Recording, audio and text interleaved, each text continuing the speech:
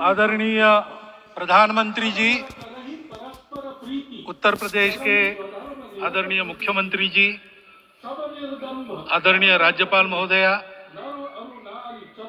देश के आज विद्यमान सभी पंथ संप्रदायों का प्रतिनिधित्व करने वाले हमारे संत ऋषि आचार्य गण और समाज के सब स्तरों का प्रतिनिधित्व करने वाले निमंत्रित महानुभाव, आज का आनंद शब्दों में वर्णनातीत है और उसके वर्णन करने का प्रयास इसके पहले के वक्तव्यों में अच्छा हो गया है। ये भी बता दिया गया है और हम जानते भी हैं कि आज अयोध्या में रामलला के साथ भारत का स्व लौट के आया है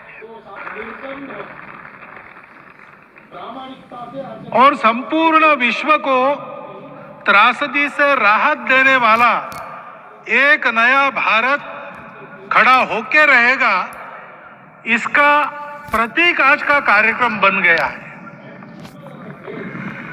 ऐसे समय में आपके उत्साह का, आपके आनंद का वर्णन कोई नहीं कर सकता। हम यहाँ पर अनुभव कर रहे, पूर्ण देश में यही वातावरण है। छोटे छोटे मंदिर के सामने दूरदर्शन पर इस कार्यक्रम को सुनने वाले हमारे समाज के करोड़ों बंधु वहां पहुंच न पाए, ऐसे घर घर के हमारे नागरिक सज्जन, माता भगिनी सब भाव विभोर है, सब में आनंद है, सब में उत्साह है। और ऐसे समय में जोश की बातों में थोड़ी सी होश की बात करने का काम मुझे ही दिया जाता है कि इस प्राण प्रतिष्ठा महोत्सव में पधारने के पूर्व प्रधानमंत्री जी ने कठोर व्रत रखा। जितना कठोर व्रत रखने को कहा था, उससे कई गुना अधिक कठोर व्रताचरण उन्होंने किया। मेरे पुराना उनसे परिचय है, मैं जानता हूँ वो तपस्वी है ही, परंतु वो अकेले तप कर रहे हैं, हम क्या करेंगे। अयोध्या में रामलला आए, अयोध्या से बाहर क्यों गए थे बाहर? तो अयोध्या में कलह हुआ। अयोध्या उस पुरी का नाम है जिसमें कोई द्वंद्व नहीं, जिसमें कोई कलह नहीं, जिसमें कोई दुविधा नहीं। वो हुआ 14 वर्ष वनवास में गए। वो सब ठीक होने के बाद दुनिया के कलह को मिटा के वापिस आए। आज रामलला वापस फिर से आए हैं 500 साल के बाद। जिनके त्याग, तपस्या, प्रयासों से ये सोने का दिन आज हम देख रहे, सुवर्ण दिवस देख रहे, उनका स्मरण प्राण प्रतिष्ठा के संकल्प में हम लोगों ने कहा, आपने सुना होगा, स्मरण किया। उनकी तपस्या को, उनके त्याग को, उनके परिश्रम को शत बार, सहस्त्र बार, कोटि बार नमन है। रामलला के यहाँ इस युग में आज के दिन फिर वापस आने का इतिहास जो जो श्रवण करेगा वो राष्ट्र के लिए कर्म प्रवण होगा और उसके राष्ट्र का सब दुख दैन्य हरण होगा। ऐसे इस इतिहास का सामर्थ्य है। परंतु उसमें हमारे लिए कर्तव्य का आदेश भी है। प्रधानमंत्री जी ने तप किया, अब हमको भी तप करना है। राम राज्य आने वाला है, वो कैसा था? दैहिक दैविक भौतिक तापा, राम राज नहीं कहु व्यापा। सब नर करहि परस्पर प्रीति, चलहि स्वधर्म निरत श्रुति नीति। सब निर्दंभ धर्मरत पुनि, नर अरु नारी चतुर सब गुनी। सब गुणज्ञ पंडित सब ज्ञानी, सब कृतज्ञ नहीं कपट सयानी। राम राज्य के सामान्य नागरिकों का जो वर्णन है, हम भी इस इस गौरवमय भारतवर्ष की संतानें हैं, कोटि कोटि कंठ उनका जयगान करने वाले हमारे हैं। हमको इस प्रकार के व्यवहार को रखने का तप आचरण करना पड़ेगा। हमको भी सारे कलह को विदाई देनी पड़ेगी। छोटे छोटे परस्पर मत रहते हैं, छोटे छोटे विवाद रहते हैं, उसको लेकर लड़ाई करने की आदत छोड़ देनी पड़ेगी। आखिर है क्या? ये बात बताइए, वो सामान्य नागरिक कैसे थे? निर्दंभ प्रामाणिकता से आचरण करने वाले, केवल बातें करने वाले नहीं और बातें करके उसका अहंकार पालने वाले नहीं थे। काम करते थे, आचरण करते थे और अहंकार नहीं था। ऐसे वो थे और धर्मरत थे। यानी क्या थे? इस पर कठिन भाषा में प्रवचन बहुत लंबा हो सकता है, लेकिन थोड़े में धर्म के जो 4 मूल्य जिनकी चौखट पर धर्म है, ऐसा श्रीमद् भागवत में बताया है, सत्य, करुणा, शुचिता, तपस, उसका आज हमारे लिए युगानुकूल आचरण क्या है?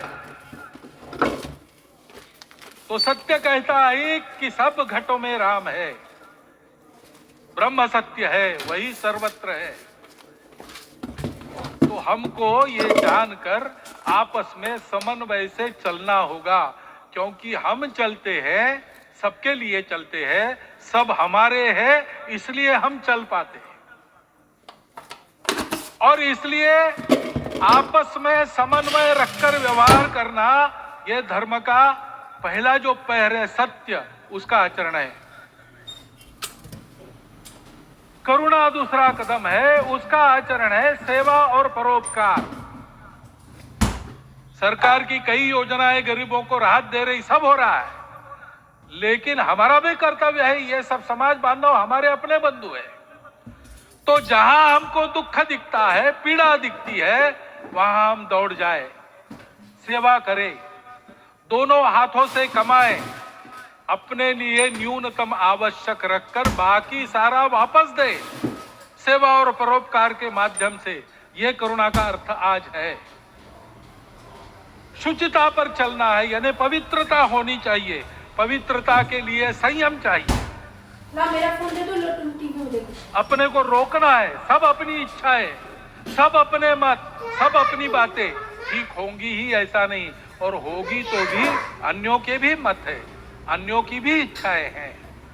और इसलिए अपने आप को संयम में रखते हैं तो सारी पृथ्वी सब मानवों को जीवित रखेगी।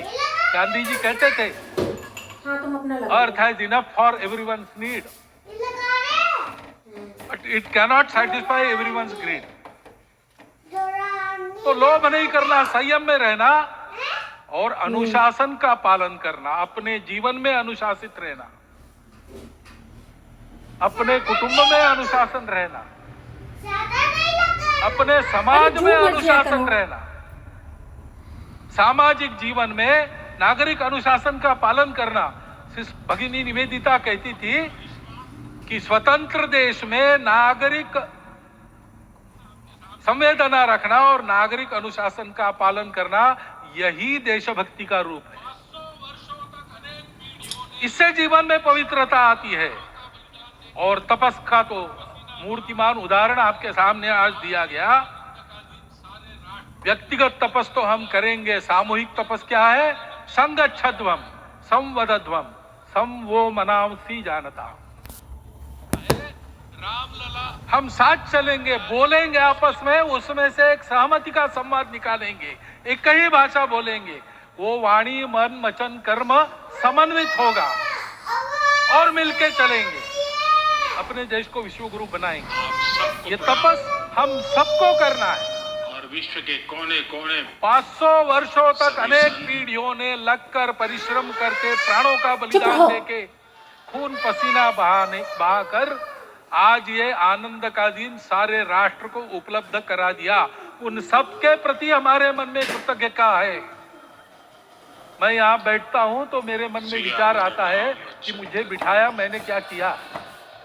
वो तो जो उन्होंने किया उसका प्रतिनिधि भी मुझे बनाया गया है, उस प्रतिनिधि के नाते मैं ये अवदान स्वीकार करता हूं और उन्हीं को अर्पण करता हूं। परंतु उनका ये व्रत हमको आगे लेके जाना है। जिस धर्म स्थापना विश्व में करने के लिए राम का अवतार हुआ था, उस धर्म स्थापना को अनुकूल स्थिति अपने आचरण में अपने देश में उत्पन्न करना, यह अपना कर्तव्य बनता है। रामलला आए हैं हमारे मन को आह्लादित करने के लिए, उत्साही करने के लिए, प्रेरणा देने के लिए, साथ साथ इस कर्तव्य की याद दिलाकर उसमें कृति प्रवण करने के लिए आए हैं। उनका आदेश सर पे लेके हम यहाँ से जाए। सब लोग तो यहाँ आ नहीं सके, लेकिन वो सुन रहे, देख रहे। अभी इसी क्षण से इस व्रत का पालन हम करेंगे तो मंदिर निर्माण पूरे होते होते विश्व गुरु भारत का निर्माण भी पूरा हो जाएगा। इतनी क्षमता हम सबकी है। इसका मैं एक बार स्मरण देता हूं, आप सबको धन्यवाद देता हूं और मेरे 4 शब्द समाप्त करता हूं।